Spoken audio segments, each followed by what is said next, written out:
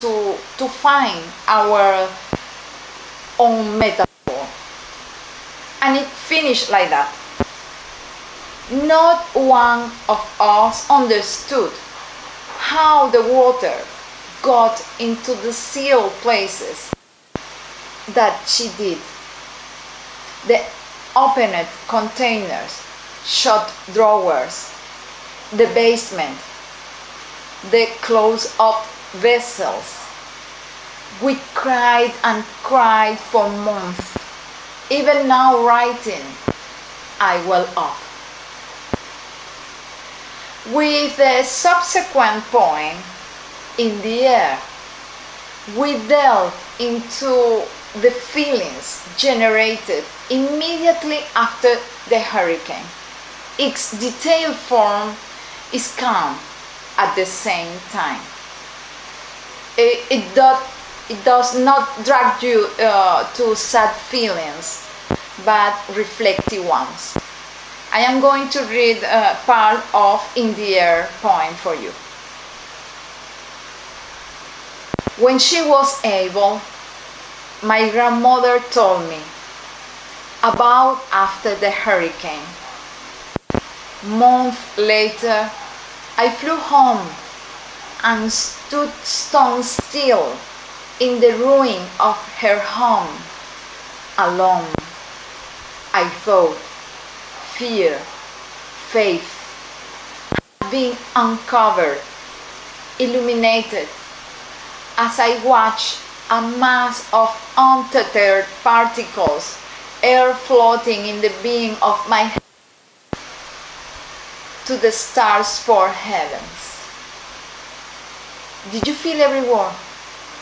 Understanding that the author is at the center of this collection of poems helps the pieces appear more tangible to readers, because they are able to imagine a person behind this language.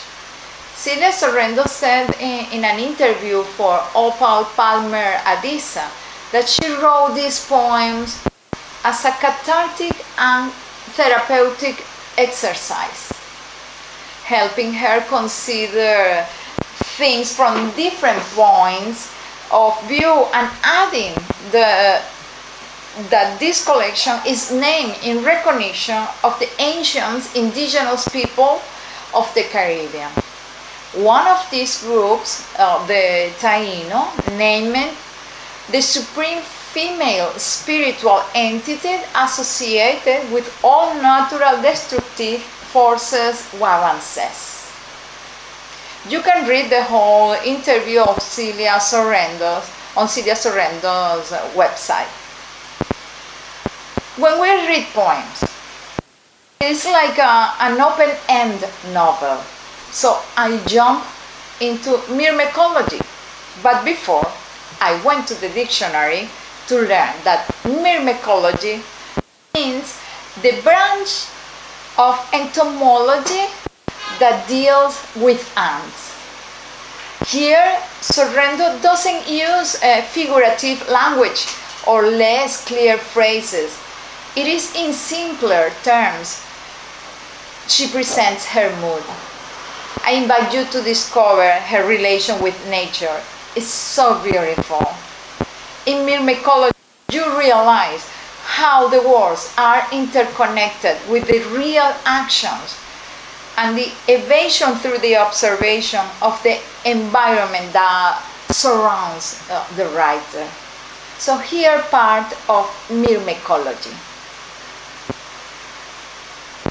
For the next 2 days, I imagine hearing their stridulum fade out, echoing against concrete wall, mixing with city music.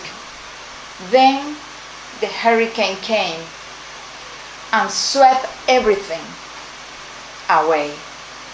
Now I realize that had been living anyway, burdened by only what they need to live. When I was a silent translucent shadow of a bored brown single child, feeling stuffy in my cramped hot home. I would lose myself in the miniature commune of ants for hours, sticking my big head on stick insect neck into their tiny country, studying their industrious formation marching to fro across our pitted, dusty wooden floor. Their incessant slaving away, pulling, feathering, fetching, farming, foraging, feeding. Every word here is full of sentiments. Let's just have a break, and I will continue reading for you part of those beautiful and sentiments poems by Silvia Sorrento.